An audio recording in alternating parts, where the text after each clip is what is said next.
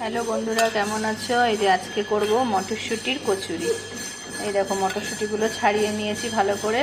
আর এই যে একটু মটরশুঁটি, কাঁচা লঙ্কা, আদা বেটে নিয়েছি, মানে পেস্ট করেছি।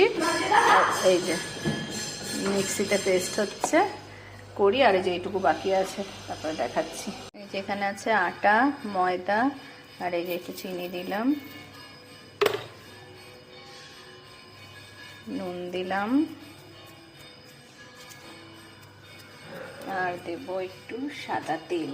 ময়ামটা ভালো করে দিতে হবে, ময়ামটার উপরেই কচুরিটা সুন্দর হবে।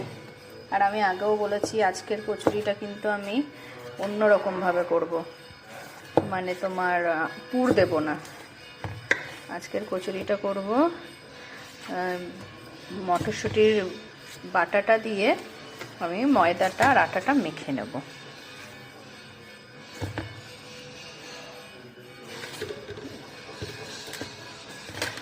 এইভাবে করবে। আমি যে রান্নাগুলো দেখাচ্ছি সেগুলো কিন্তু ঘরে একবার করে হলেও ট্রাই করবে, তবে না বুঝবে যে কেমন হচ্ছে কি না হচ্ছে। এই যে এটা ময়াম দেওয়া হলো। এবার আমি এখানে এই যে মটরশুঁটি বাটাটা, মটরশুঁটি, কাঁচা লঙ্কা, আদা আর একটুখানি হিং দেওয়া আছে, পুরোটাই দিয়ে দিই।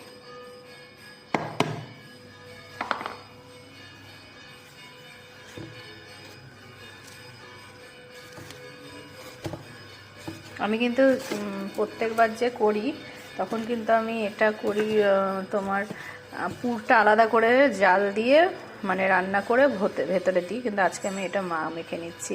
পুরো ভালো করে মেখে নিয়ে তারপরে তোমাকে দেখাচ্ছি। এই যে ময়দাটা মাখা হয়ে গেছে।